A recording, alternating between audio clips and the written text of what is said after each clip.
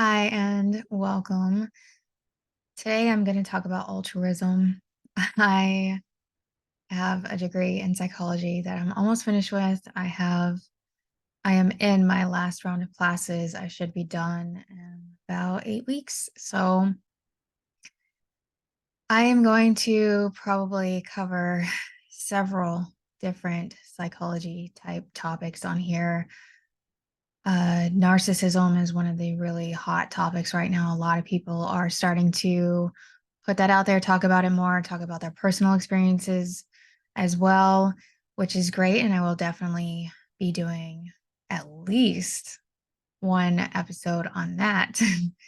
Today, I happened to come across one, uh, a write up that I did on altruism. So I think it's pretty interesting, and I don't really see people talking about it. Hopefully, that's not because they're not interested, but I am going to be reading this off. I'm definitely not going to be doing that with all the topics that I discuss on my own, but for some, I probably will. Like this one, I will just be reading it right off of my write up I already had because it's going to make it easier. So it might feel a little less conversational, a little less personable, but hopefully there's still some interesting stuff here. And yeah, I'm just going to get started. Of course, beginning with what it means. Altruism refers to helping behaviors that are not motivated by reward or recognition. Altruism is purely helping for the sake of helping or giving for the sake of giving. Many people help or give when motivated by a reward or recognition, such as helping someone out only if they are financially compensated for it. People are more likely to help their loved ones than strangers, though that is certainly not always the case.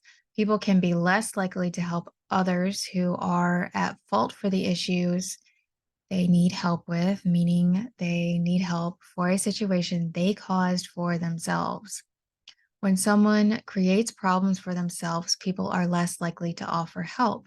However, a lot of these situations depend on the help that person needs and whom they are asking for help from. A potential downside to altruism is when a person helps someone who does not want help or feels negatively about the help they receive. Another downside is faked altruism, in which certain types of people pretend to be helpful for their own gain, sometimes to an abusive degree. Research has also shown that people are more likely to help someone they are attracted to. It is theorized that this is perhaps because it feels rewarding. People also are helpful through social reinforcement. People are more likely to be helpful to someone like themselves. For example, if a woman needs help with something, she may be more comfortable receiving help from another woman.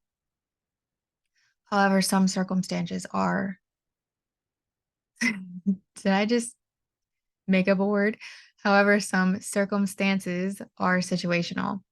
If a single dad needs help getting menstrual cycles for his daughter for the first time, he may not be comfortable asking for help from a woman. Still, he would be more likely to get her help than to ask another man who likely would not know what a first time cycle needs or how to support his daughter through it. I mean, it's facts though, right? Although they could be really Googling it, but if any dads out there need some help with this, we can help. People may also be more likely to help in situations they know they could be helpful in. For example, if a friend needs a babysitter for her infant, it is more likely that a mom will offer help over someone who has never been around children. People also tend to like to feel useful. If a person has a flat tire and tries to change it on the side of a nice residential street, they are likely to receive offers for assistance. If it's on the side of a busy highway, they are less likely to receive assistance, even though that will still make someone feel helpful. They're also going to take themselves into consideration more often than not. Anyhow, some give when motivated by the assumption or promise of receiving something in return. If a person lets their friend borrow their car in the hope that if they need something in the future, their friend will do them a favor because they allowed them to borrow their car. They may do so without stating that beforehand. Altruism, however, is purely helping and giving. There is no expectation of receiving anything in return. Some psychologists theorize that there is no such thing as true altruism, essentially stating that people always have an ulterior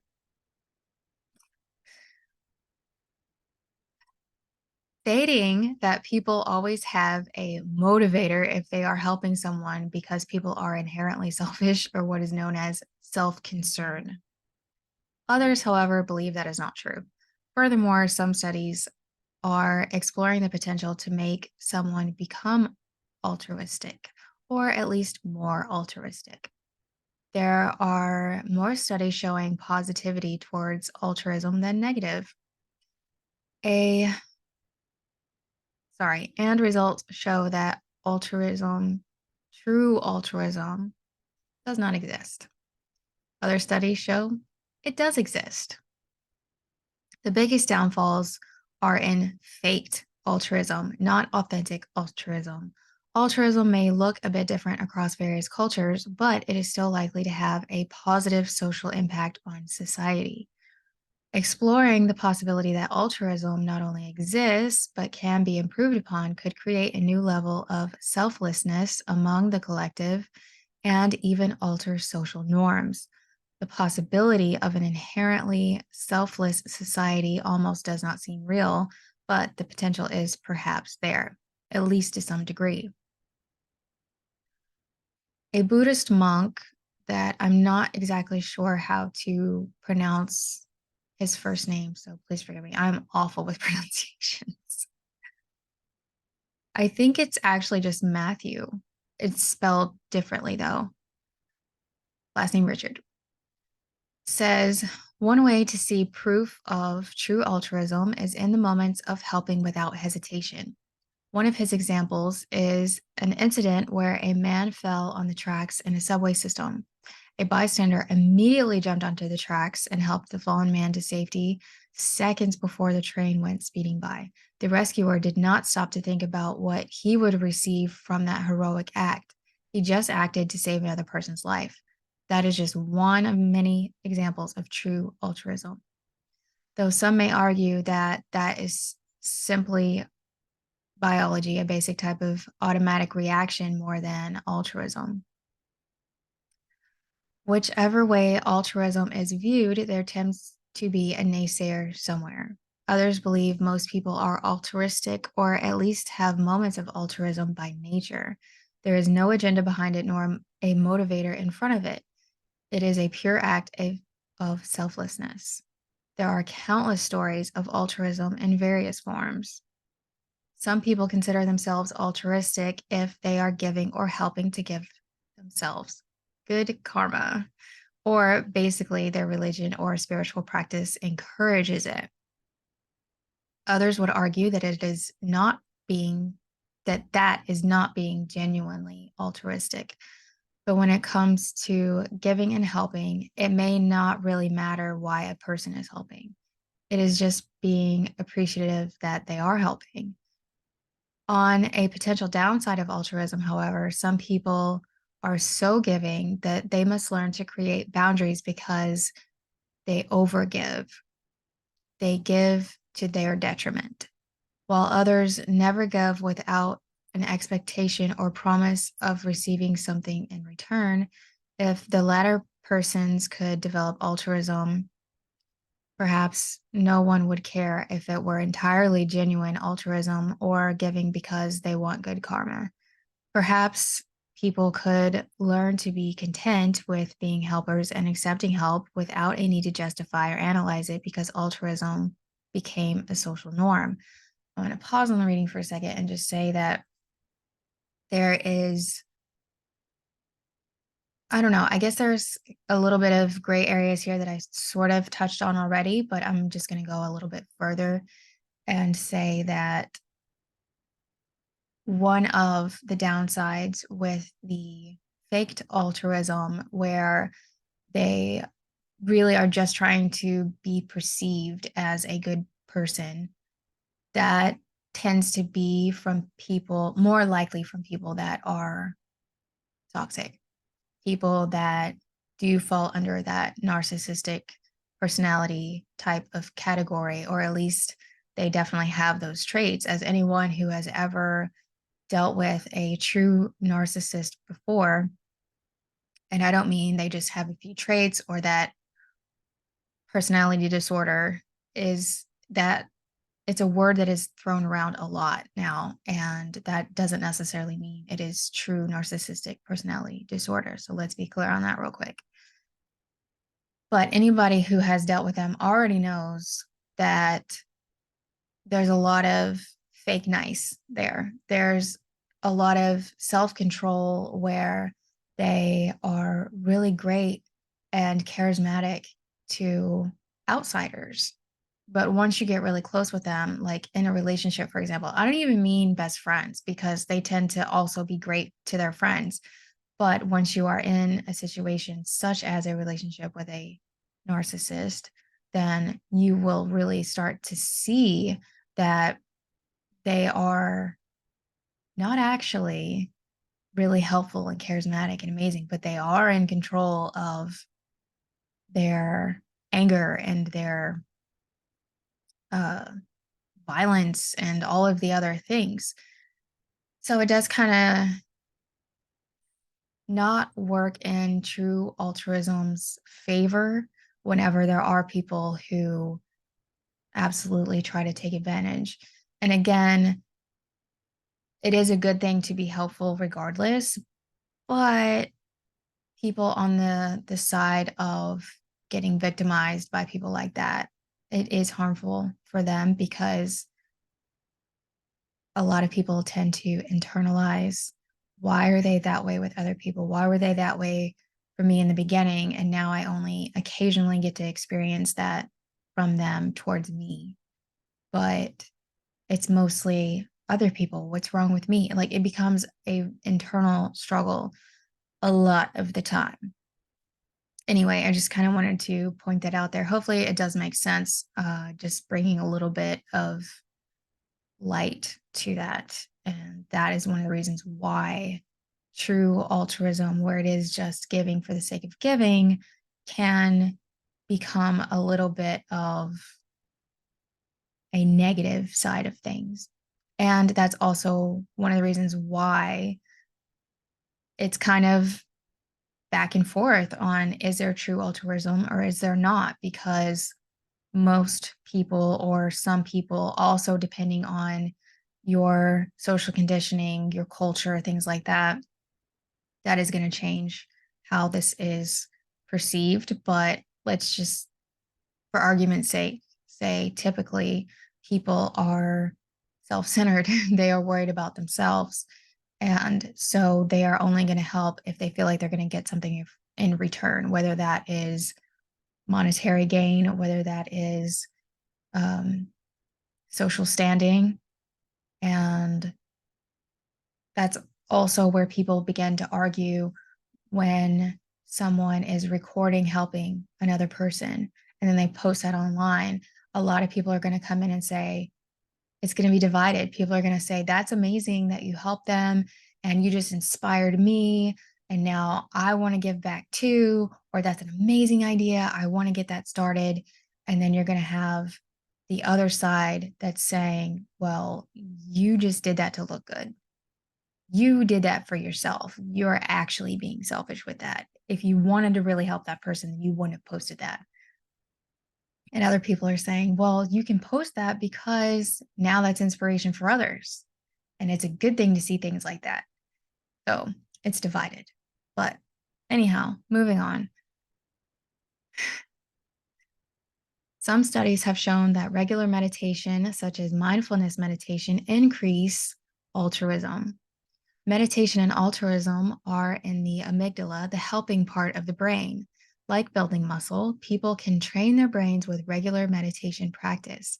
Furthermore, studies have shown that helping others increase the helper's well being. People tend to feel good about being helpful and feel a sense of joy at having selflessly helped someone, more so than having helped someone because they are receiving something in return. Side note, that is also, again, kind of based on the individual. But according to studies, mindfulness type meditations really do help increase that community, that connection, and really understanding that everyone is connected. So if I'm helping you, I'm truly helping myself. So even people that are doing it out of more self serving reasons, once they start realizing that we're all connected, then they'll see that they're also helping themselves in that. And it really does feel good to help.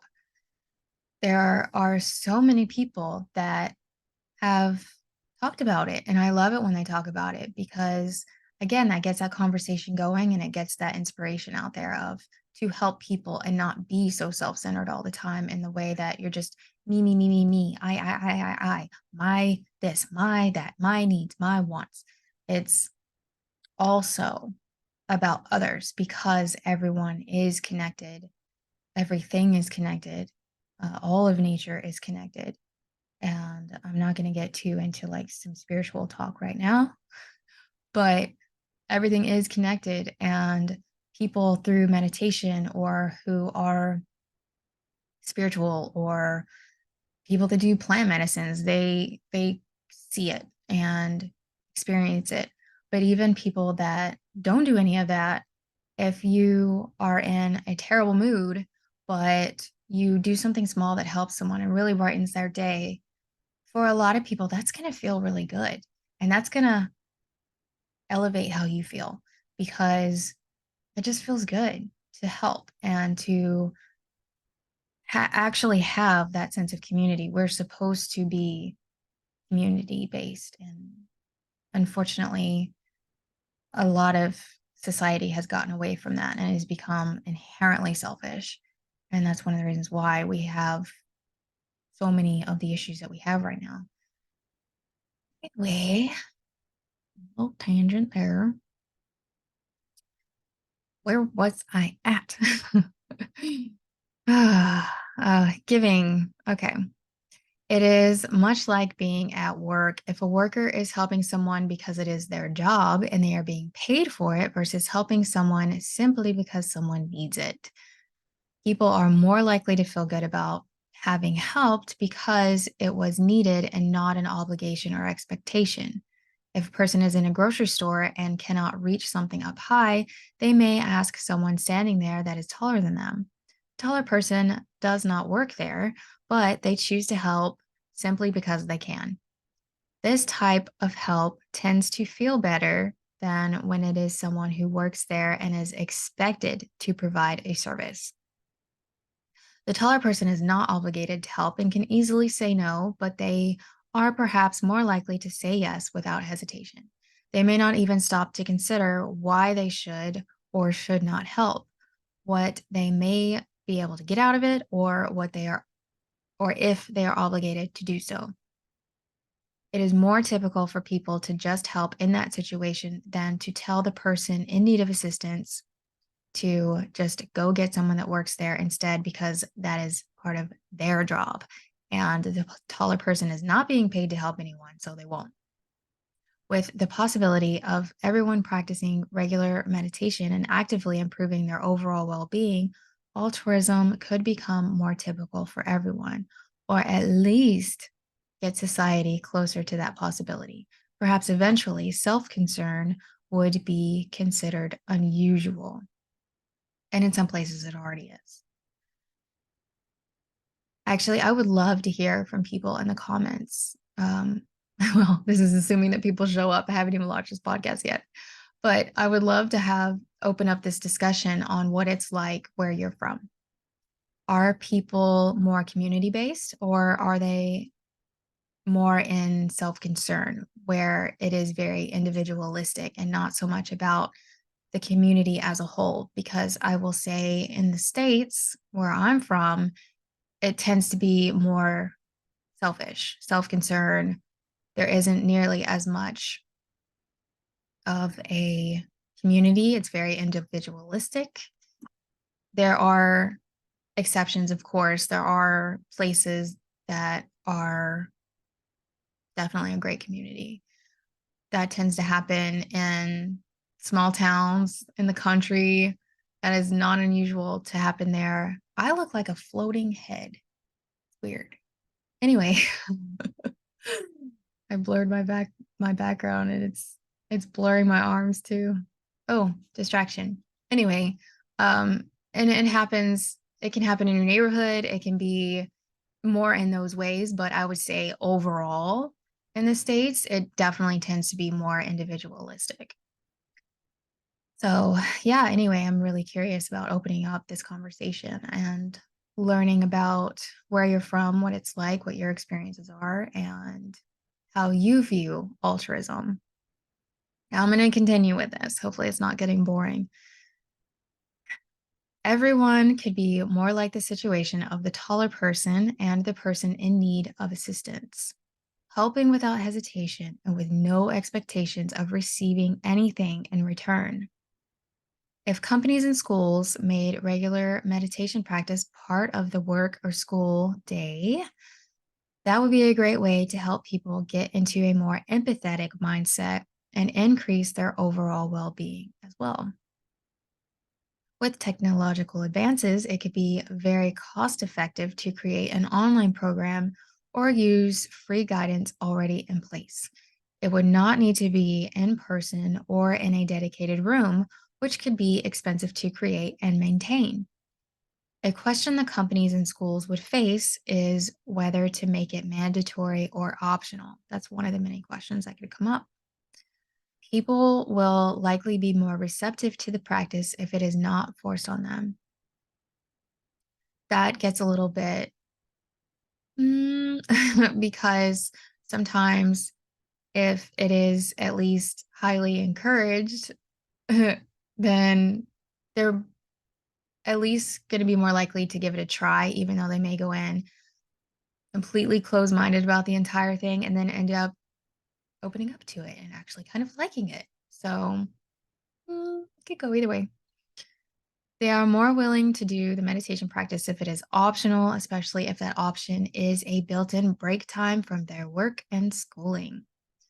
Even if they are resistant to the practice as being something beneficial for them, they may do it just to have the break and end up enjoying it.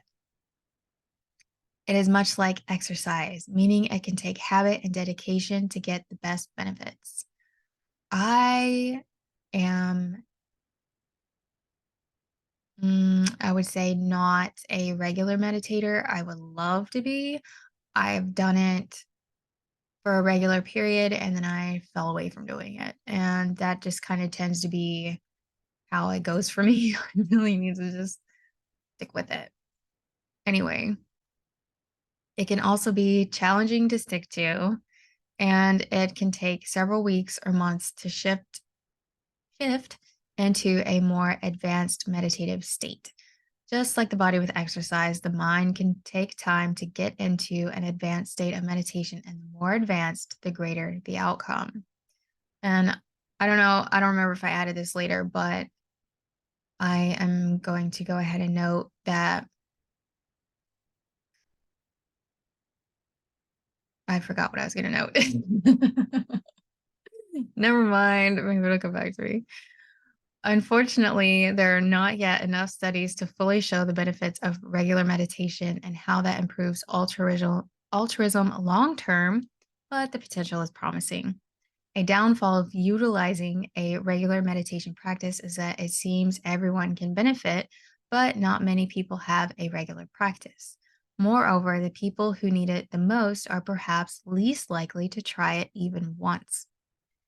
People must also find a meditation style they like enough to stick to or to try different types.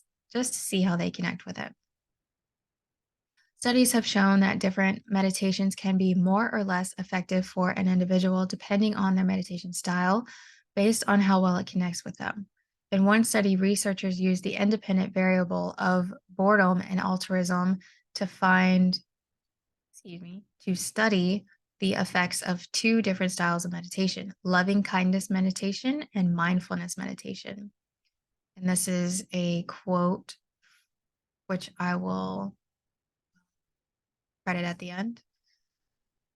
Quote, although it has been determined that mindfulness meditations are positively related to personality constructs such as conscientiousness, there is no clear evidence of whether personality can influence the effectiveness of mindfulness intervention.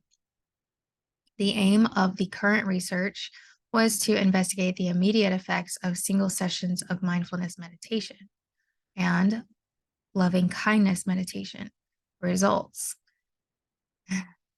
The results indicated that both types of mindfulness based practices successfully decreased the initial levels of anxiety and elevated state mindfulness.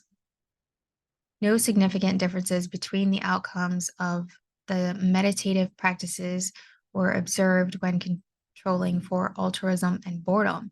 Conclusions. Alternative practices appeal more to some participants than to others. Clinical implications are discussed with a focus on the beneficial effects of both mindfulness meditation and loving kindness meditation. Oh no, I cannot pronounce their names. Illis, Egan, and Metzios. Mantizo.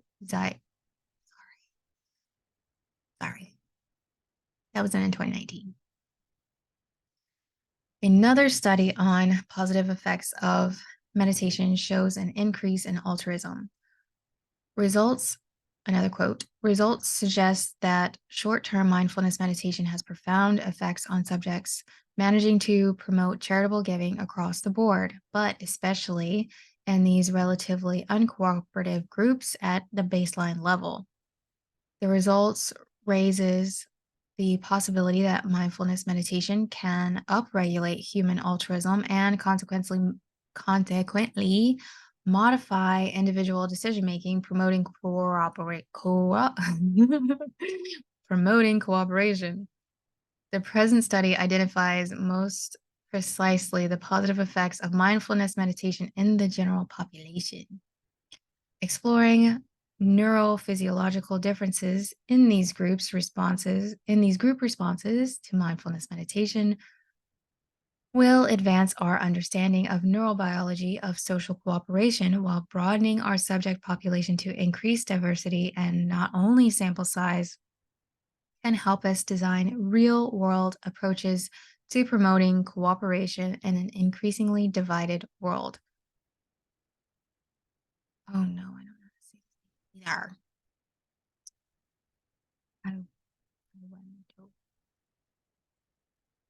I need to hear it.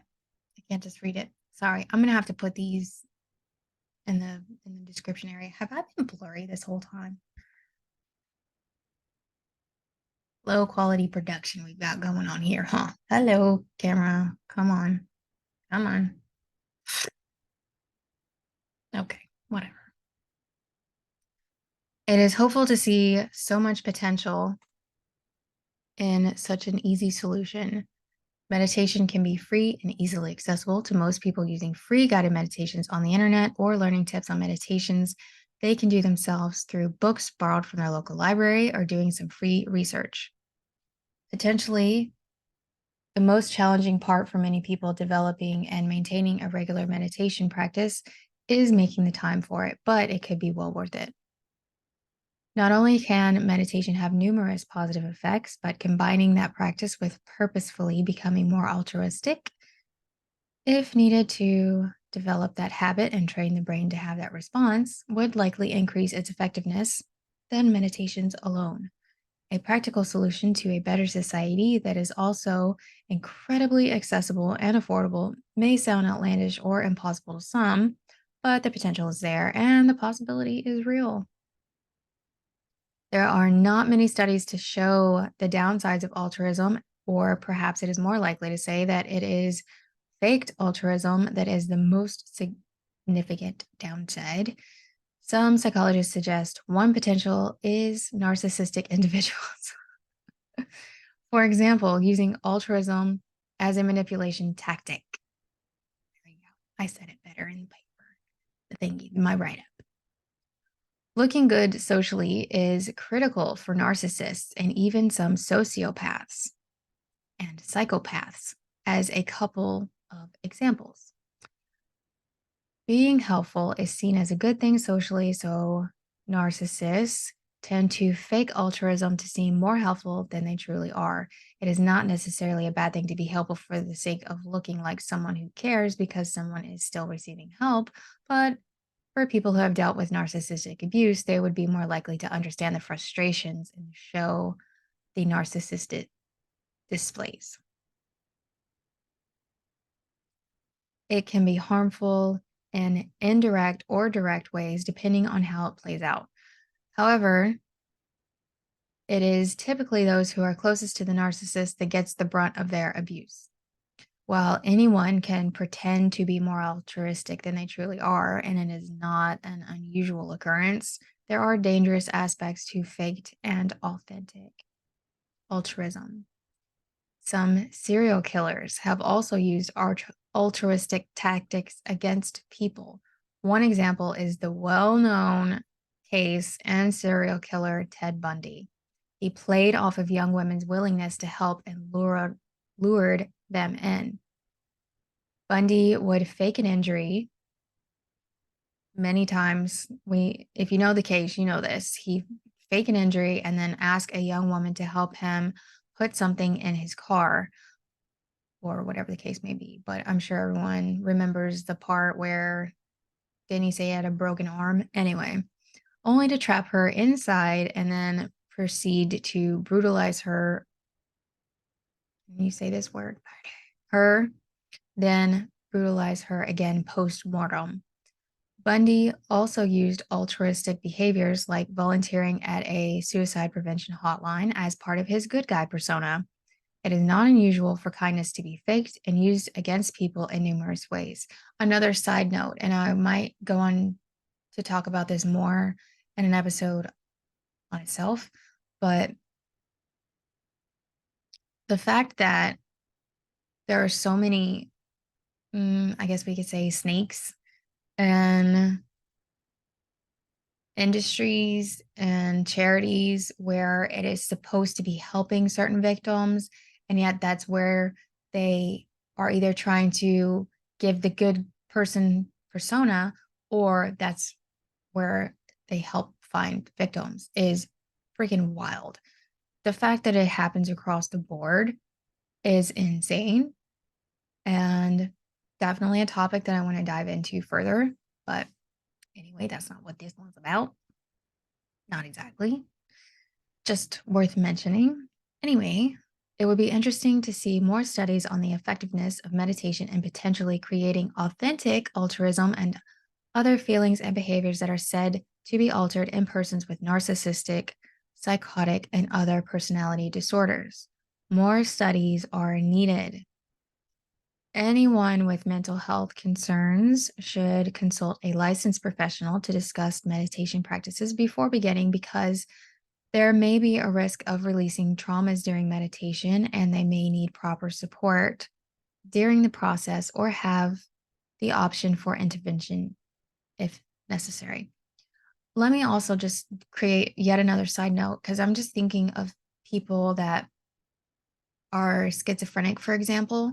I don't know what meditation is like for them. I don't know what meditation is like for cases like that, where it could be very triggering in other ways. So that's something that I definitely want to look into.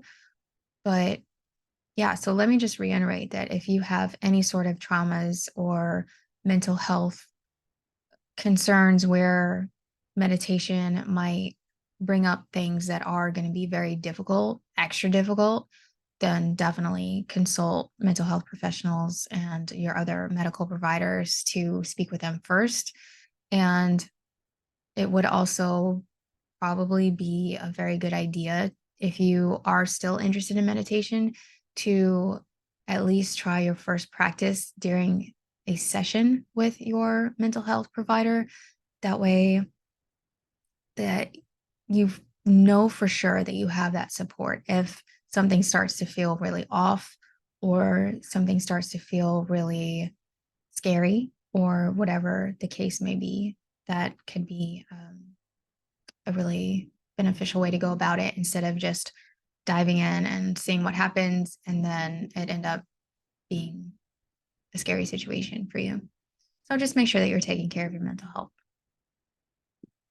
because otherwise it's going in the complete opposite direction of what meditation is supposed to be doing, which is to be helpful.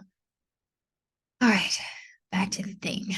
More techniques are becoming available and more studies are being done. Still, perhaps those who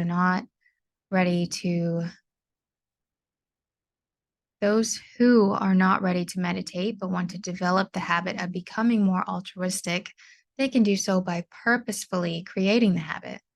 When someone mindfully helps another, it is altruistic in nature. One of the ways that I've noticed is pretty popular is if you are going to a drive-through and you pay for the person behind you. That is a really fun, simple, amazing way to do it for those who can afford to do so. And that is altruistic in nature. It would seem that the most significant downsides to altruism are people who fake it to do harm. Some people use it for their own gain or to simply look good socially, sometimes referred to as pro-social behavior, but are not harming others. So that can fall under false altruism, but it does not make it a bad thing as people are being helped because of it.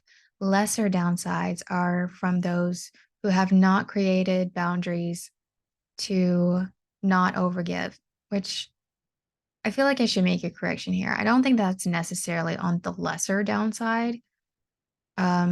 Maybe it is a spectrum, but it can be really harming to people that have not created those boundaries and they are truly running themselves ragged, helping others and not saying no and not putting up those boundaries. And that again can be a topic all on its own, but it is so important to work through creating those boundaries.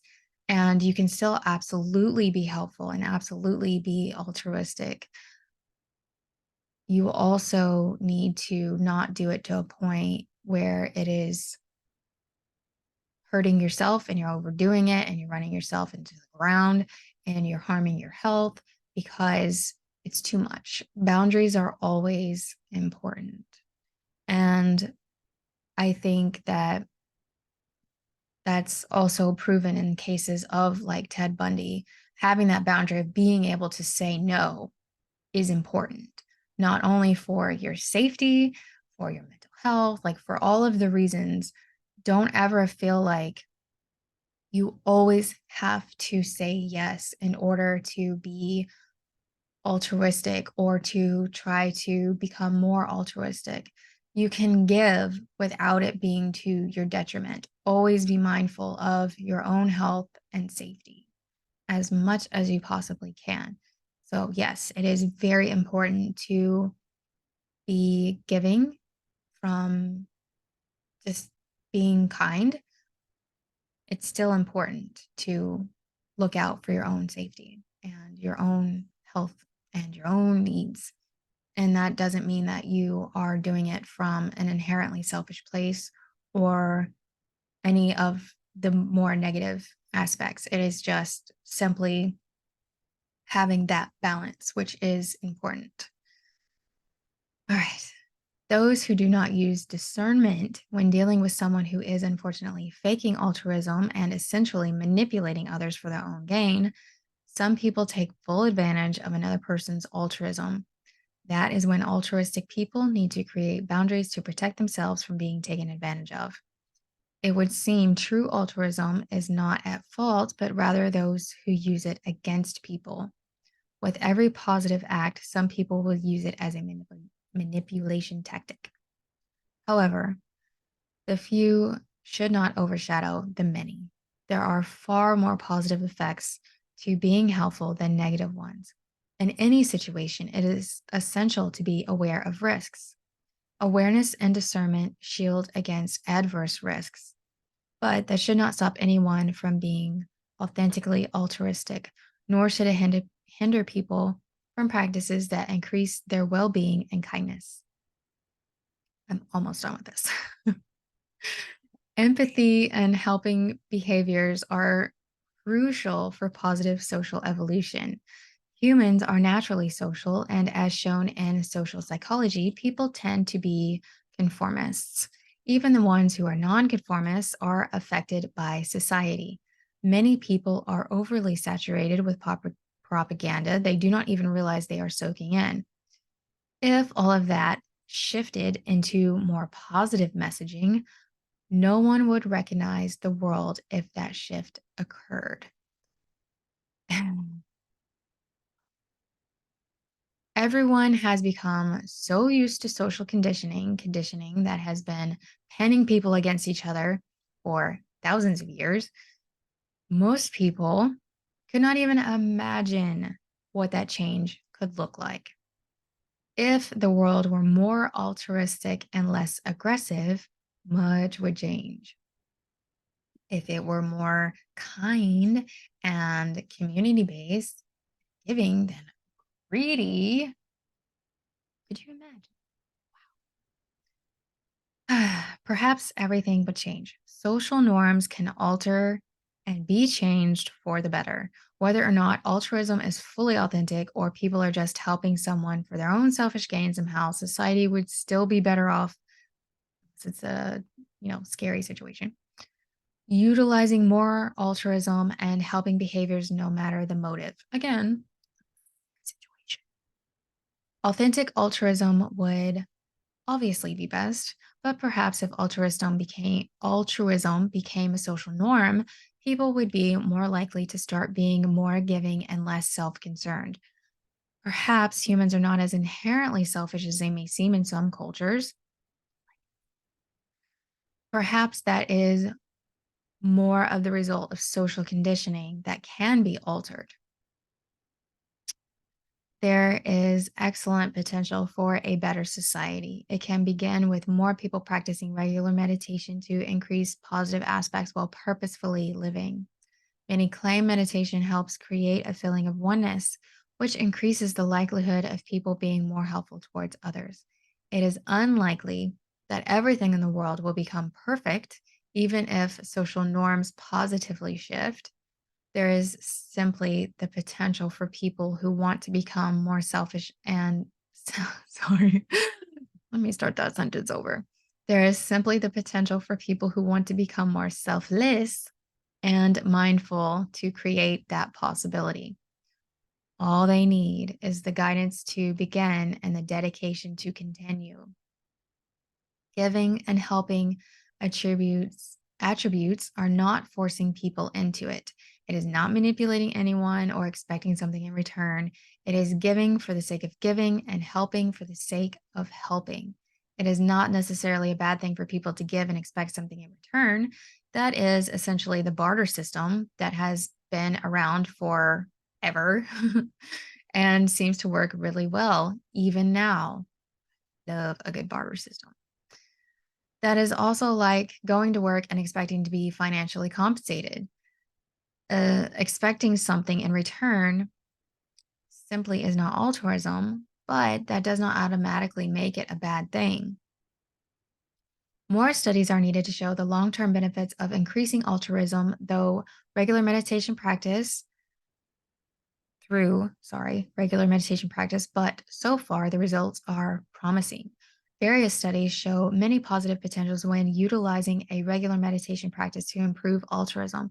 Results have shown a high probability of increasing compassion, empathy, and selfless giving while also lowering stress, anxiety, and self concern when practicing meditation regularly.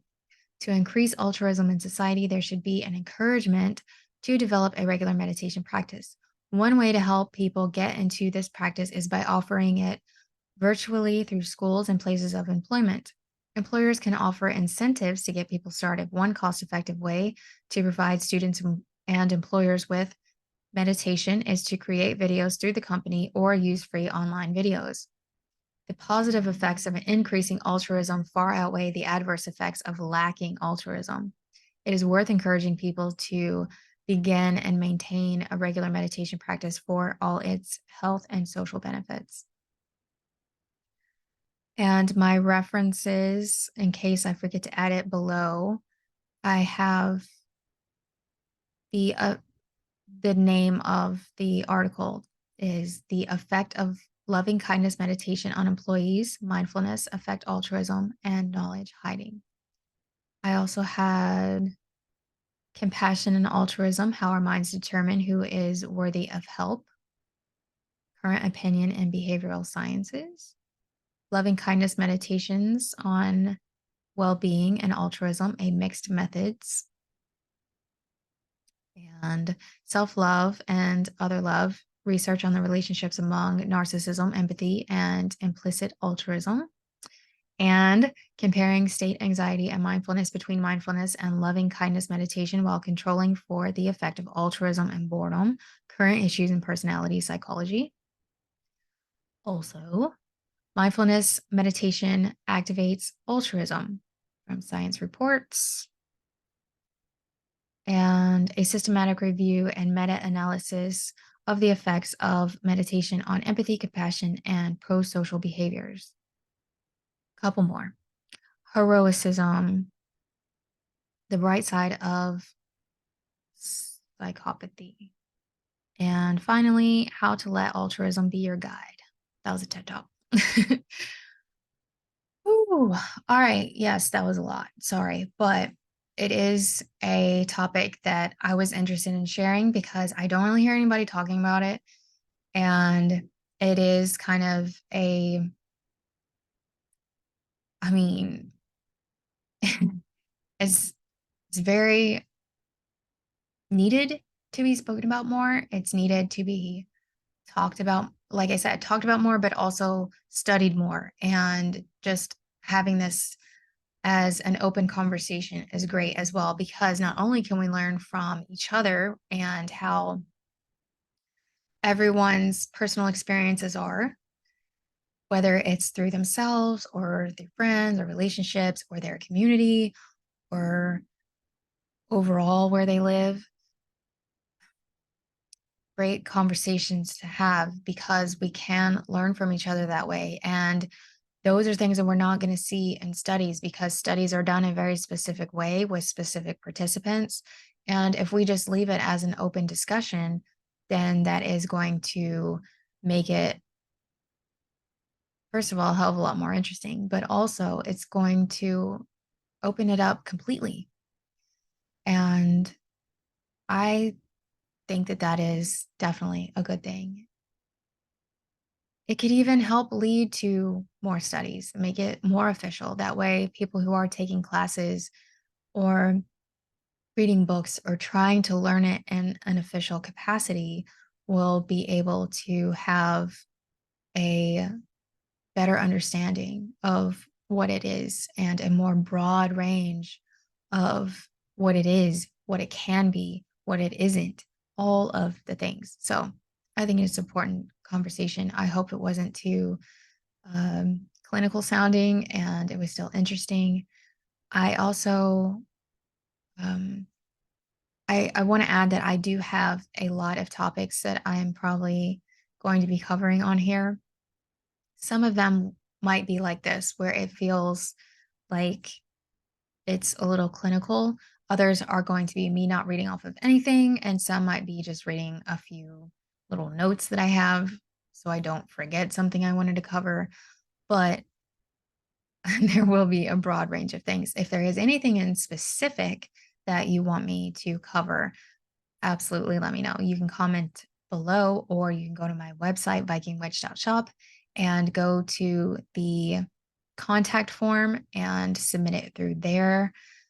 Also, if you want to potentially come on the podcast, you can go to the contact form on my website and reach out to me there with your um, public social media and topics that you want to discuss. You don't have to be advertising anything to come on the discussion.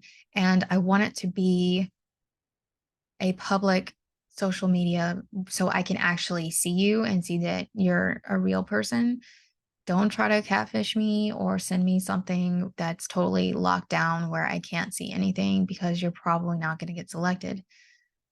However, I try to do my podcast in a very natural, conversational manner. I don't like things to be edited, as you can tell, because if I were trying to make this highly edited, then I would have cut out the parts where I stumbled through what I was trying to say, but I'm keeping it very natural. I want it to be more real, more authentic, and less perfect because this is how I actually talk. I stumble over my words sometimes. I misread something sometimes. I have trouble pronouncing things sometimes.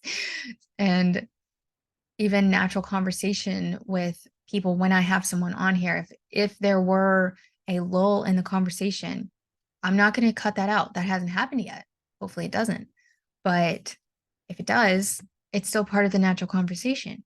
If there's any sort of random background noise like my cat or their cat or whatever, then that's not going to get taken out unless it's something that needs to be taken out. But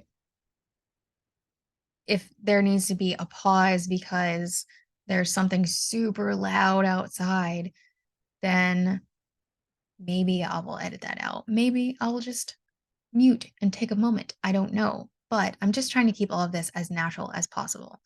So anyway, if you really hate the more I don't know, clinically kind of things like this, the way that this was done, then you can also let me know that as well. You don't need to be a dick about it though, okay? You can be nice about it. Then it is good to know. Because I don't want it to sound like a really boring lecture or something. I want it to be useful. I want it to be good. So if you want to look further into the subject, that's awesome. I encourage you to do that. But yeah, anyway, I think that's it for today. I have many other topics on the roster. If there are any specifics, let me know. Like I said, I feel like there was something else that I really wanted to add that it came up in I think it was my psychology of stress class. Mm, yeah, I don't remember exactly, but if I think of it, maybe that could just be its own thing or added into a different one. But anyway, let me know how you feel about these more, um, I don't know. This is all new. So just let me know if there's something you want me to cover. And if you say, hey, I want you to cover uh, narcissism, which I will be doing, but you can say, I want you to add in that official stuff or leave it just like we're just on FaceTime, we're just talking, or clinical, like a lecture, whatever. Let me know because I am interested. And that doesn't mean that I'm going to try to cater to everyone. Let me just say that right off the bat. I'm going to keep this authentic. I'm just, since this hasn't even launched yet, this podcast has not launched yet, then that makes me more curious as to what people would be interested in. But anyway, I am rambling as usual. So I'm going to end this, but think that was my cat. See? Thank you for being here. I really appreciate it. And if you would like to see more of these, lots of topics will be on here, guests will be on here, and that is also going to be varied in subject matter. So far, it has been a lot of fun and really great conversation. Then subscribe. And you can also go to my website, vikingwitch.shop, to check things out there. And I think I keep forgetting but I right now am also offering sessions. I am coaching because I'm not a licensed therapist. I don't have any intention on getting licensed. You can find out more in the About section.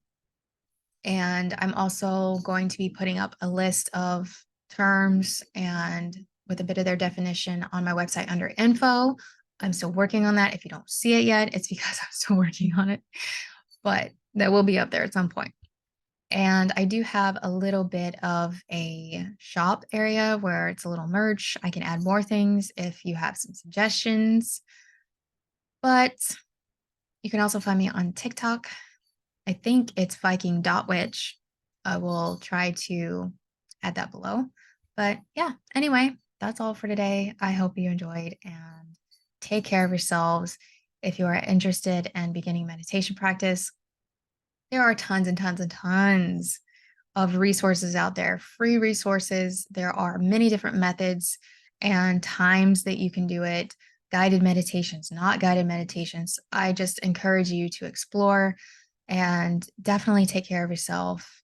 So, all the things that I mentioned in this video, take care of yourself, practice kindness and mindfulness, and I will hopefully see you next time. Please subscribe, and that's all for today.